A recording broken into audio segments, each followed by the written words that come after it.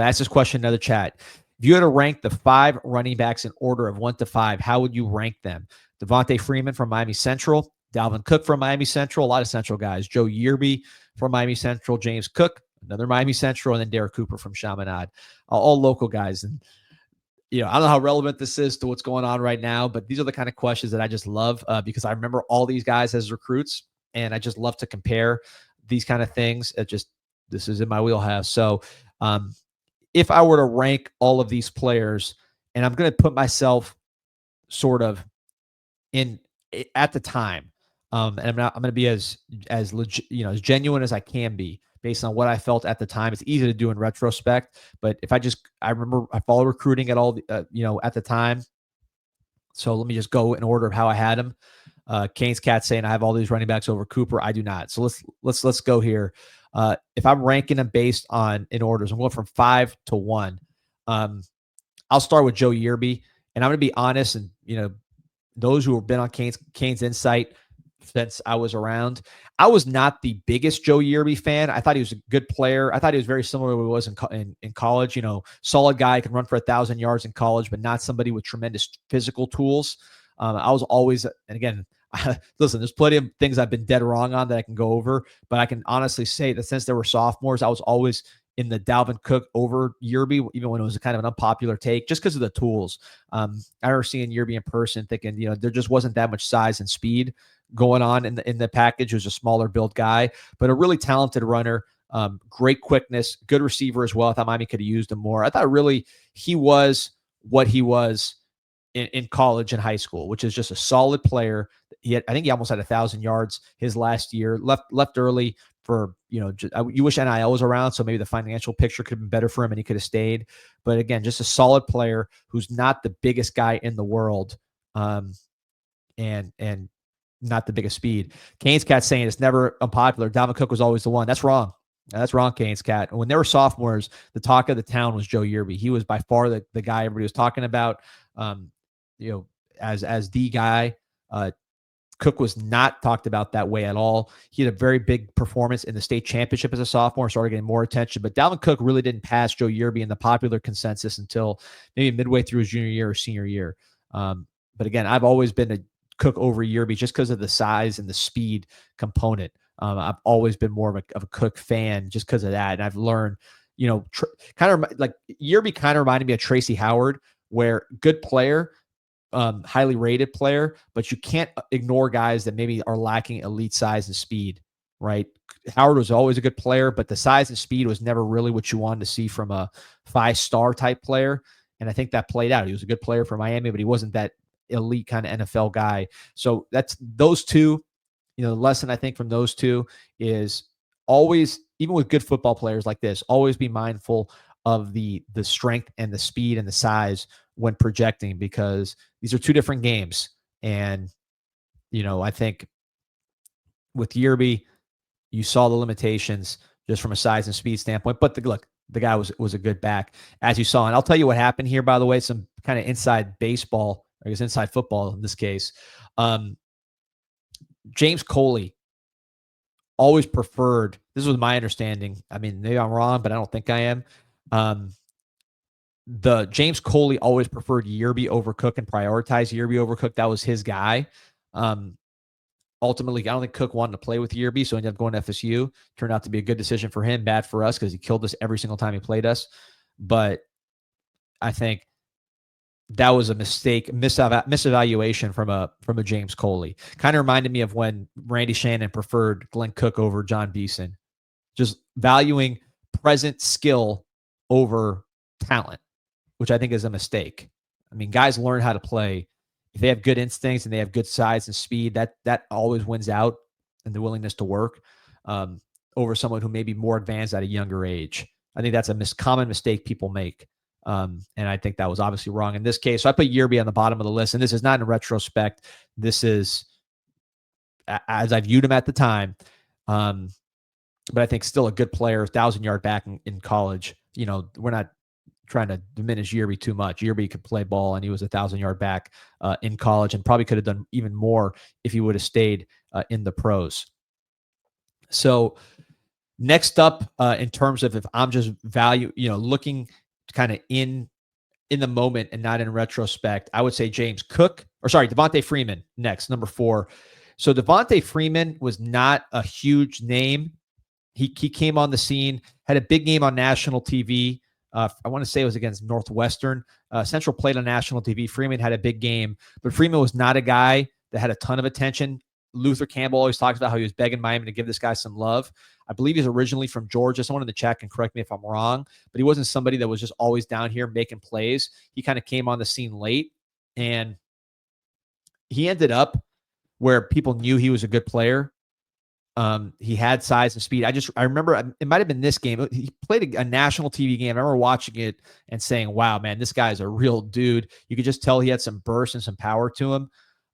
Didn't look like a 5-star like Sony Michel, Dalvin Cook type, but you liked what you saw from him in those flashes, and that allowed him to go to FSU.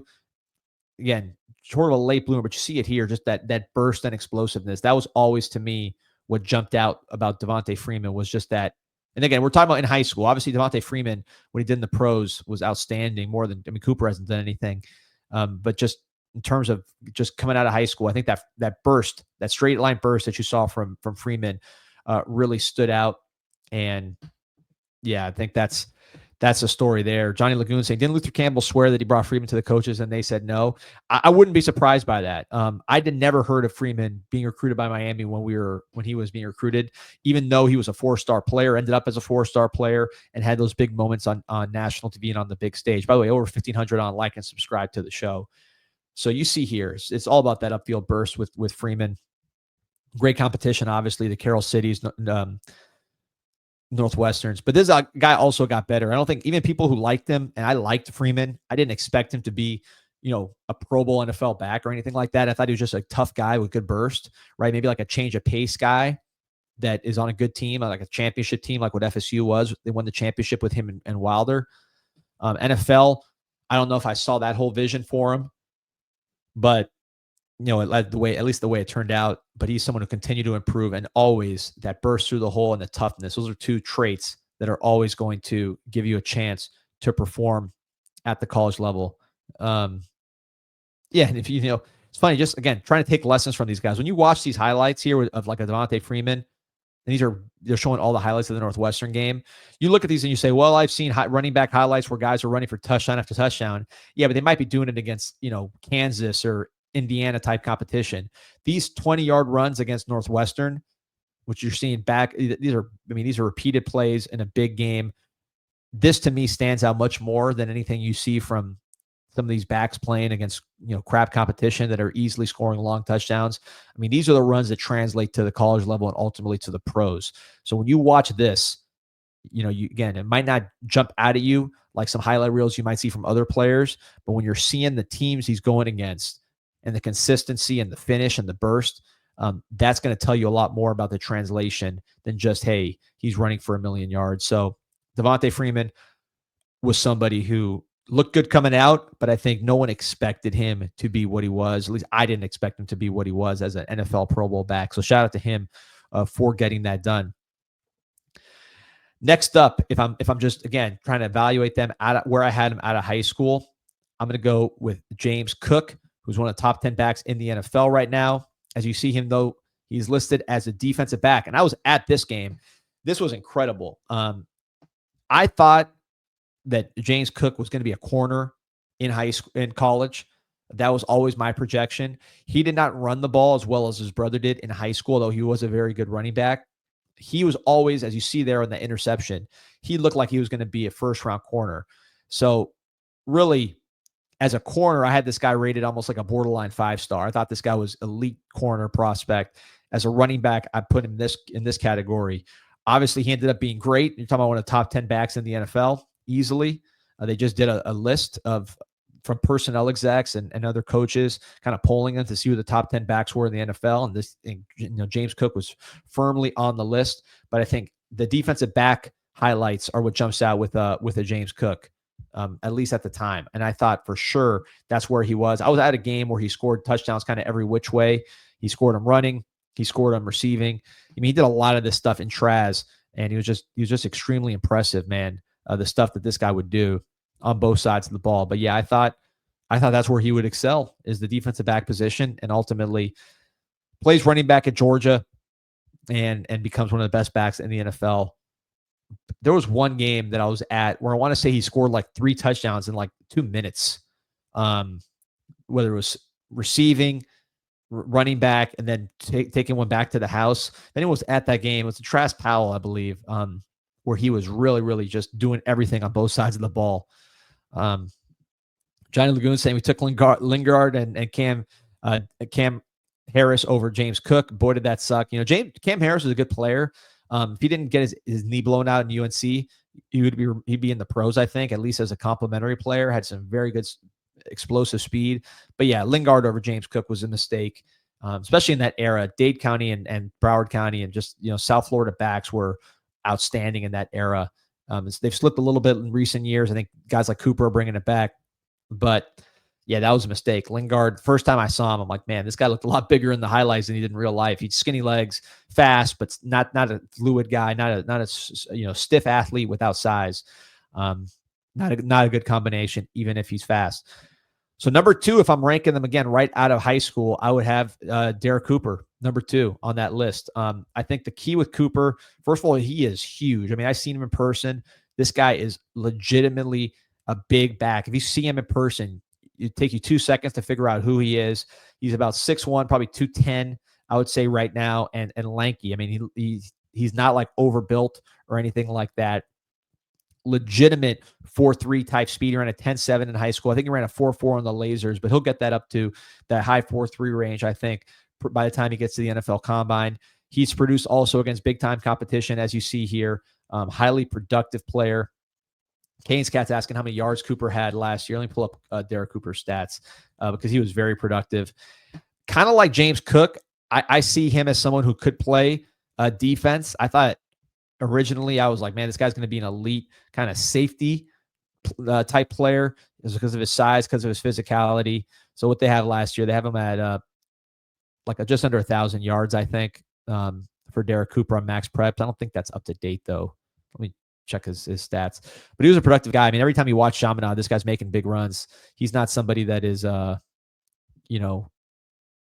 doesn't produce.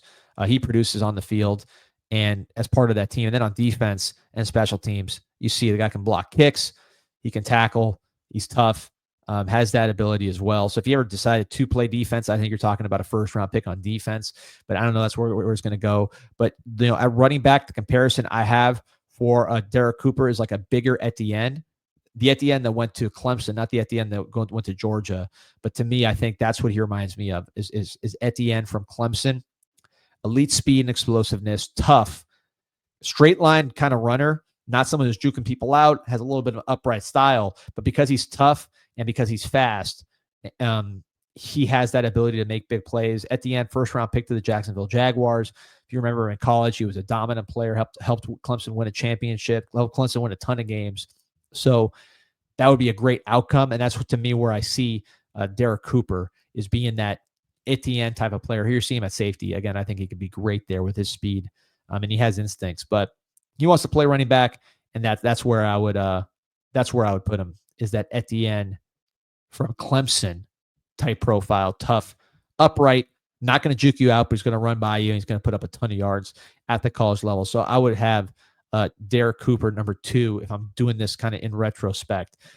And then number 1, I have to go with Dalvin Cook. And look, we know how it turned out, so it's easy to say he's number 1, but I can tell you, and those who were around back on CanesInSight back in those days can attest, I've been the biggest Dalvin Cook fans. I saw him at a state championship his sophomore year, and he was the best player on the field. And I remember saying, Yearby's getting all the hype. This guy's by far the best player. He was committed to Clemson, I believe, at the time, or was about to commit to Clemson. Ended up going to, of course, to Miami, committed to Florida. Then he decommitted and went to Florida State. So he was all around the country. But I just thought this guy's burst, seeing him in person, was like nothing I've ever seen. It's amazing he wasn't like that great track athlete. I think in the combine, he was like a lower percentile tester as an athlete. It's weird. He just, for some reason, track was not his thing, but you put him on a football field, and this guy was the most explosive player you've ever seen. I mean, he was unreal. Great instincts as well, highly productive. like his brother, man, he was a good corner too. Although, his brother I thought would be a corner, whereas Cook, you knew would be a running back. He just had the ability to play corner. Strong guy, broke tackles. You look at him in the NFL level, had a great career. Really, injuries, I think, hurt him in terms of being like elite. But still, you look at what he did despite the injuries. 4-time Pro Bowler, 4 straight Pro Bowlers, 4 straight 1,000-yard seasons, over 6,000 yards for his career. But again, it was a short career, 47 touchdowns.